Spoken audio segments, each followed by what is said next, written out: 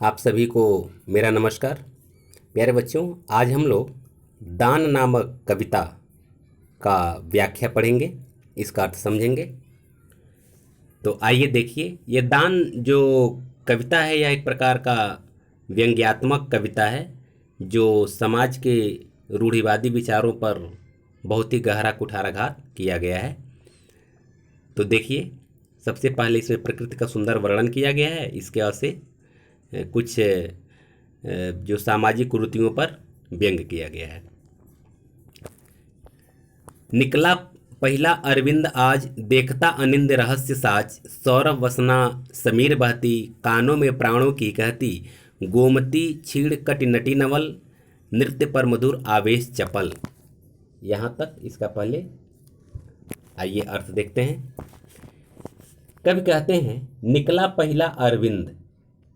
अरविंद का मतलब होता है कमल भी होता है, सूर्य भी होता है, तो यहाँ उसका अर्थ कमल से है। ठीक है ना, कि वो सुबह के समय लेखक, प्रसंगिक समय का सुबह का के समय लेखक टहलने के लिए, पर्यटन करने के लिए, जो मॉर्निंग वॉक जिसको बोला जाता है, गए हुए हैं, गोमती नदी के पुल पर टहल रहे हैं। उसी समय कुछ दृश्य को देखते हैं, उसी का वर्णन करते हुए कहते हैं कि ये तालाब से या फिर जल से पहला अरविंद, यानी कि पहली जो ये कमल की कली फूल बन करके खिल रही है।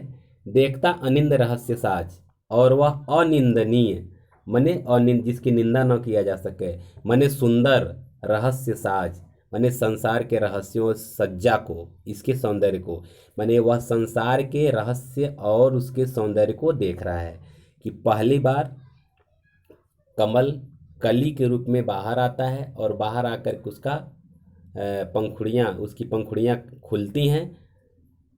उसके बाद वह इस सुंदर रहस्यमयी संसार को देखता है। सौरभ वसना समीर बहती, कानों में प्राणों की कहती। सौरभ वसना माने सौरभ का वस्त्र पहनकर समीर बह रही, हवा बह रही है। हवा ऐसा प्रतीत हो रहा है कि सुगंध का वस्त्र पहन करके, सुगंध रूपी वस्त्र पहन करके, यहाँ रूपक अलंकार है, सुगंध रूपी वस्त्र पहन करके हवा बह रही है, यानी हवा में मध्यम मध्यम सुगंध है जो कि हर किसी को आनंद प्रदान करने वाली है। और कानों में प्राणों को कहती, ये कानों के रास्ते प्राणों को कहती, माने ये कानों के रास्ते प्रवेश करके हृदय को आनंदित कर रही है यह सुगंधित हवा। आगे देखिए, गोमती छिड़ कट नटी नवल, नृत्य पर मधुर आवेश चपल। और जो गोमती नदी है, छीड़ कटी, कटी मन होता है कमर, छीड़ मन होता है पतला, नटी माने होता है नर्तकी, और नवल माने नई नवेली, माने नई नवेली नर्तकी के समान। और कैसी? छीड़ कटी माने पतली कमर वाली, यानी गोमती नदी पतली कमर वाली नर्तकी के समान दिखाई दे रही है।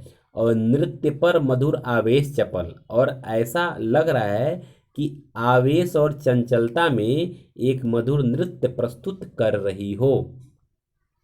गोमती नदी एक पतली कमर वाली नई नवेली नर्तकी के समान दिखाई दे रही है, प्रतीत हो रही है, और ऐसा लग रहा है कि वह आवेश में चंचल होकर के मधुर नृत्य प्रस्तुत कर रही हो। अब इसका वर्णन क्यों किए हैं कि चूंकि बरसात के बाद जब बीत जाता है तो नदी का पाट कुछ पतला हो जाता है, यानी पतली धारा के रूप में वह टेढ़े मेढ़े आड़ा तिरछा बहती रहती हैं। तो कभी कल्पना करते हैं कि ऐसा लगता है कि वह गोमती नदी पतली कमर वाली, मतलब पतली उसकी धारा हो गई, पतली कमर वाली एक नर्तकी के समान दिखाई दे रही है। और वह धीरे धीरे मतलब अटखेलियाँ, यानी कि जल की अटखेलियाँ करते हुए आगे बढ़ रही हैं। तो ऐसा उसको प्रतीत हो रहा है कवि को कि जैसे लग रहा है कि मतलब ये अनेक प्रकार के सुंदर नृत्य प्रस्तुत कर रही हो। ठीक है, ये मैं विस्तार से समझा रहा हूँ, लेकिन जो मैं शुरुआत में बताया हूँ इसी तरह से आप इसका अर्थ लिख देंगे। आगे देखिए, मैं प्रातः पर्यटनार्थ चला, लौटा आ पुल पर खड़ा हुआ, सोचा विश्व का नियम निश्चल, जो जैसा उसको वैसा फल, देती यह प्रकृति स्वयं सदया, सोचने को न रहा कुछ नया, सौंदर्य गीत बहुवर्ण गंध, भाषा भावों के छंद बंद, और भी उच्चतर जो विलास, प्राकृतिक दानवे सप्रयास या अनायास आते हैं सब में श्रेष्ठ धन्य मानव। यहाँ तक आइए अब इसका अर्थ देखते हैं। धन्य मानव तक ऊपर से देखते हैं। देखिए,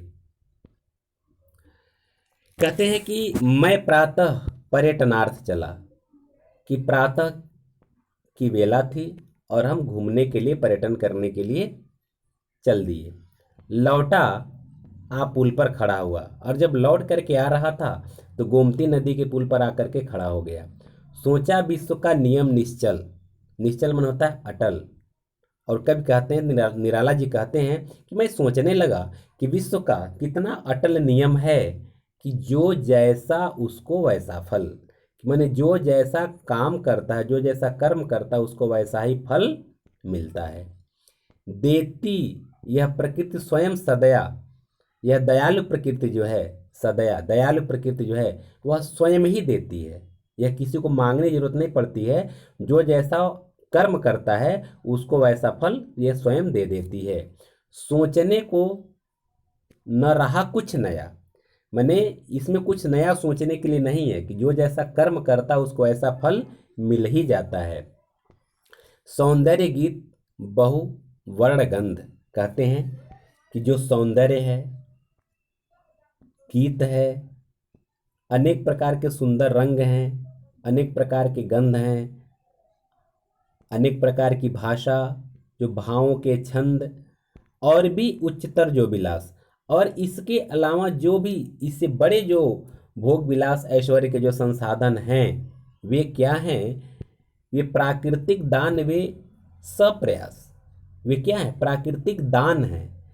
तो किसी को स्वप्रयास, प्रयास करने से मिल जाता है, या अनायास आते हैं सब, या किसी को स्वतः अनायास ही मिल जाता है, मतलब अपने आप ही किसी को मिल जाता है। मतलब कोई प्रयास करके इन उच्चतर विलास को, भोग विलास के संसाधन को, धन दौलत रुपया इकट्ठा करता है, रुपया पैसा इकट्ठा करता है, सौंदर्य गीत रंग गंध जो भी है, ये सब प्राकृतिक दान है। तो किसी को तो प्रयास करने से मिलता है और किसी को अनायास ही मिल जाता है। सब में श्रेष्ठ धन्य मानव। लेकिन इन सब दानों में मानव भी एक दान है, प्रकृति का एक दान है, और उन सब दानों में मानव सबसे श्रेष्ठ दान है और सबसे धन्य है। आगे कहते हैं, फिर देखा उस पुल के ऊपर बहुसंख्यक बैठे हैं वानर, एक और पंथ के कृष्णकाय कंकाल शेष नरमृत प्राय, बैठा सशरीर दैन्य दुर्बल, भिक्षा को उठी दृष्टि निश्चल, अति क्षीण कंठ है तीव्र श्वास, जीता जो जीवन से उदास। यहाँ तक अर्थ देख लीजिए। कहते हैं फिर देखा उस पुल के ऊपर, निराला जी कहते हैं, कभी कहते हैं कि फिर मैंने देखा उस पुल के ऊपर बहुसंख्यक बैठे हैं वानर, बहुसंख्यक माने बहुत अधिक संख्या में बंदर बैठे हुए हैं। एक और पंथ के कृष्णकाय, पंथ माने रास्ता के, माने सड़क के दूसरी ओर, कृष्णकाय माने काला शरीर वाला, कंकाल शेष जिसका केवल कंकाल ही बचा हुआ था, हड्डी का ढांचा मात्र बचा हुआ था, नर मृत प्राय यानी मृत प्राय एक मनुष्य दिखाई दे रहा था। सड़क के दूसरी तरफ, रास्ते के दूसरी तरफ एक काले शरीर वाला जिसका केवल ढांचा मात्र केवल कंकाल ही दिख रहा था, और वह बिल्कुल मृत प्राय सा दिखाई दे रहा था, और वह बैठा हुआ था। बैठा सशरीर दैन्य दुर्बल, वह शरीर के साथ बैठा हुआ था जो बहुत ही गरीब था और बहुत ही दुर्बल था। माने केवल शरीर लेकर बैठा, मतलब केवल उसके पास शरीर ही था, बाकी उसके पास कुछ था नहीं, और वह बहुत गरीब था, बहुत दुर्बल भी था। भिक्षा को उठी दृष्टि निश्चल, और भिक्षा प्राप्त करने के लिए, कोई उसको भीख दे दे, यह प्राप्त करने के लिए टकटकी लगा करके वह निश्चल माने अटल दृष्टि से, निश्चल दृष्टि से हर किसी आते जाते को देख रहा था। अति क्षीण कंठ है तीव्र श्वास, उसका कंठ बहुत क्षीण है, मतलब उसकी आवाज़ नहीं निकल पा रही है, उसके गले से आवाज़ नहीं निकल पा रही है। तीव्र सांस, और उसकी सांस भी बहुत तेजी से, उसका सांस बहुत तेजी से चल रहा है। जीता जो जीवन से उदास, और ये लग रहा था कि वो जीवन से उदास हो चुका है और किसी तरह से वो जी रहा से उदास होकर के किसी तरह से जी रहा हो, अर्थात जीवन उसको एक बोझ के समान महसूस हो रहा था और केवल उसको ढो रहा था।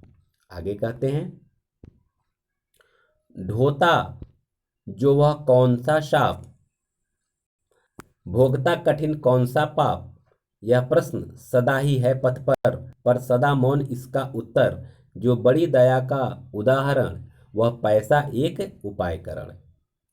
फिर कभी सोचते हैं, कल्पना करते हैं, जीता ज्यों जीवन से उदास, वह जीवन से उदास होकर के, जीवन को भार समझ करके वह जीवन को केवल ढो रहा था, उदास होकर के जीवन जी रहा था। सोचते हैं कि न जाने कौन सा शाप उसको लग गया था, किस शाप से वह ग्रसित था, जिसके वजह से बेचारे की ये दुर्दशा हो रही थी। भोगता कठिन कौन सा पाप, न जाने वह कौन सा पाप किया था जो यह एक कठिन जीवन जी रहा था, कठिन जीवन भोग रहा था।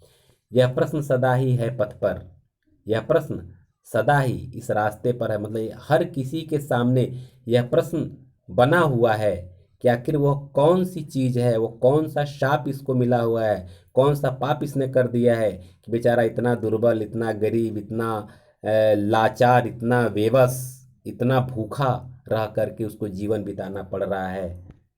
लेकिन पर सदा मौन इसका उत्तर, लेकिन इसका उत्तर हमेशा मौन ही रहा है, मतलब किसी के पास इसका उत्तर नहीं है। जो बड़ी दया का उदाहरण, अगर किसी पर दया करना है तो यह कृष्णकाय मनुष्य इस दया का सबसे सुंदर उदाहरण है। मतलब अगर दया दिखाना तो इसी व्यक्ति पर दया दिखाया जा सकता है। और वह भी किस तरह का दया, वह पैसा एक उपाय करण, केवल यह नहीं एक संवेदना व्यक्त कर दिया जाए दया दिखा करके, ओहो बेचारा बहुत गरीब है, बहुत दुर्बल है, बहुत लाचार है, बहुत विवश है, और ऐसा कहकर हम आगे बढ़ते रहें। ऐसा दया दिखाने की बात कभी नहीं कर रहे हैं, कह रहे हैं वह पैसा एक उपाय करना। अगर दया दिखाना है तो कम से कम एक पैसा उसको दे दो, वही उसका उपाय है दया दिखाने का। उसको पैसा दो, वही दया का सबसे सुंदर उपाय है। आगे कहते हैं, मैं झुककर नीचे को देखा तो झलकी आशा की रेखा। कह रहे हैं कि जैसे मैं पुल के नीचे झुक कर के देखा तो एक आशा की रेखा दिखाई दी कि चलो इस बेचारे भिक्षुक को कुछ मिल जाएगा। विप्रवर स्नान कर चढ़ा सलील, शिव पर दुर्बादल तंडुल तिल। विप्रवर माने एक श्रेष्ठ ब्राह्मण स्नान करके चढ़ा सलील, सलील माने होता है जल, शिव के ऊपर दुर्बादल तंडुल और तिल, माने कह रहे हैं एक श्रेष्ठ ब्राह्मण नदी में स्नान करके शिव जी के ऊपर जल, दूबा, तंडुल माने चावल और तिल चढ़ा करके लेकर झोली आए ऊपर, झोली लेकर के ऊपर आए। देखकर चले तत्पर बानर, और जैसे वह ब्राह्मण ऊपर आए उनको देखते ही सभी बंदर उनकी तरफ बढ़ने लगे। आगे कहते हैं, द्विज राम भक्त भक्ति की आस, भजते शिव को 12 मास। वे द्विज मन होता है ब्राह्मण, वे ब्राह्मण राम के भक्त थे और भक्ति की आस में भजते शिव को 12 मास, और शिव को 12 महीने भजते थे। माने वो राम के भक्त थे, इसलिए शिव जी को 12 महीने भजन करते थे या उनकी पूजा करते थे। क्योंकि राम और शिव एक दूसरे के पूरक थे। अगर शिव को प्राप्त करना है तो राम की भक्ति कीजिए, राम को प्राप्त करना है शिव की भक्ति कीजिए, ऐसा रामचरितमानस में लिखा गया है। क्योंकि तुलसीदास जी ने लिखे हैं कि रामचंद्र जी के द्वारा कहलवाए हैं, शिव द्रोही मम दास कहावा, सो नर मोहि सपने नहीं भावा। माने जो शिव का द्रोही है और मेरा दास कहलाता है, मेरा भक्त कहलाता है, वो मुझे सपने में भी नहीं भा सकता है। तो इस तरह से वो उसी बात को लेकर हुए कहते हैं कि वे राम के भक्त थे, इसलिए भक्ति की आश में शिव की 12 महीने भजन करते थे। कर रामायण का पारायण जपते हैं श्रीमन नारायण, वह रामायण का पारायण करते हैं और हमेशा श्रीमन नारायण का जाप करते हैं। दुख पाते जब होते अनाथ, कहते कपियों के जोड़ हाथ। अब जब वह दुखी होते और अपने आप को अनाथ महसूस करते तो इन्हीं बंदरों, कपि मन होता बंदर, इन्हीं बंदरों के हाथ जोड़ करके अपनी व्यथा, अपना दुख प्रकट करते। आगे कहते हैं, मेरे पड़ोस के वे सज्जन, करते प्रतिदिन सरिता मज्जन। कह रहे वे सज्जन जो है मेरे ही पड़ोस के, उनको मैं जानता हूँ, मेरे पड़ोस में रहते हैं और करते प्रतिदिन सरिता मज्जन, मज्जन मतलब स्नान, वे हमेशा, सरिता मतलब नदी, वे प्रतिदिन नदी में स्नान करते हैं। वे सज्जन मेरे पड़ोस में रहते हैं, उनको मैं जानता हूँ क्योंकि वे प्रतिदिन नदी में स्नान करते हैं। झोली से पुए निकाल लिए, बढ़ते कपियों के हाथ दिए। वे झोली से पुए निकाल लिए, मैंने जो झोली लेकर ऊपर आए थे उस झोली में क्या था, पुआ था, और पुए को निकाल लिए और बढ़ते कपियों के हाथ दिए। और जो बंदर उनके तरफ हाथ बढ़ाए हुए बैठे हुए थे वे उनके हाथ में एक एक पुआ निकाल कर देते चले गए। देखा भी नहीं उधर फिरकर, जिस ओर रहा वह भिक्षु इतर। उस तरफ वो एक बार भी मुड़ करके नहीं देखे जिस तरफ वह भिक्षुक बैठा हुआ था, जिस तरफ वह बेचारा लाचार, भूखा, बेसहारा भिक्षु बैठा हुआ था, उस तरफ उन्होंने नजर फेर कर भी नहीं देखा, नजर उठाकर भी नहीं देखा। आगे कहते हैं, चिल्लाया किया दूर दानव, बोला मैं धन्य श्रेष्ठ मानव। भिक्षु जब उनसे कुछ पाने की आकांक्षा करने लगा तो चिल्ला करके कहे कि तुम दानव हो, तुम राक्षस हो, तुम मुझसे दूर रहो, क्योंकि मैं श्रेष्ठ धन्य मानव हूँ, कि मैं श्रेष्ठ मानव हूँ, मैं धन्य हूँ, तुम राक्षस हो, तुम मुझसे दूर रहो। यह कह करके वो आगे बढ़ जाते हैं। कहने का तात्पर्य कि यहाँ एक बहुत सुंदर व्यंग किया गया है कि एक मानव दूसरे मानव को, बेचारा लाचार है, विवश है, तो उसको किस तरह से दुत्कारा जाता है और अपने आप को श्रेष्ठ माना जाता है, जबकि वो ढोंग कर रहे हैं। जिसको भोजन देना चाहिए, जिसको पुआ देना चाहिए, उसको न दे करके बंदरों को पुआ दिया जा रहा है, उसके बाद भी कहा जा रहा है कि मैं श्रेष्ठ और धन्य मानव हूँ। इसी पर व्यंग किए हैं। तो इस तरह से आपका ये पाठ यानी दान नामक पाठ एक ही वीडियो में इसको समाप्त कर दिया हूँ। अब इसका मैं काव्यगत सौंदर्य बता देना चाहता हूँ। काव्यगत सौंदर्य आप इसको लिख लीजिएगा। पहला बिंदु हो जाएगा, कविता के माध्यम से पाखंड पर व्यंग, एक बिंदु इसको बना लेंगे। दूसरा लिखेंगे भाषा परिमार्जित खड़ी बोली। तीसरा बिंदु बना लेंगे शैली व्यंग्यात्मक शैली। चौथा पॉइंट रस शांत रस। पांचवा गुण प्रसाद गुण। छठवां शब्द शक्ति लक्षणा एवं व्यंजना। और सातवां अलंकार आप इसमें लिख लेंगे रूपक और अनुप्रास। जहां आपको रूपक दिख रहा है रूपक लिख लेंगे, जहां अनुप्रास दिख रहा है अनुप्रास लिख लेंगे। इस तरह से आपका ये पूरा दान नामक जो कविता है इसका अर्थ कंप्लीट होता है। आशा है कि यह वीडियो आपको अच्छा लगा होगा, अर्थ अच्छे ढंग से समझ में आ गया होगा। अगर फिर भी कहीं कोई दिक्कत आ रही हो तो प्लीज़ हमें कमेंट करके बता दें कि इस लाइन में या यह चीज़ हमारी समझ में नहीं आ रहा है। मैं आपको पुनः सरल ढंग से बताने का प्रयत्न करूंगा। और अगर आप मेरे चैनल पर नए हैं और एक ही प्लेटफार्म से पूरा का पूरा कोर्स पढ़ना चाहते हैं तो मेरे चैनल को सब्सक्राइब कर लीजिए, क्योंकि आगे आने वाले समय में मैं सारा का सारा वीडियो टोटल जो सिलेबस है मैं डाल रहा हूँ, आप उसको यहीं से पढ़ सकते हैं। बहुत बहुत धन्यवाद।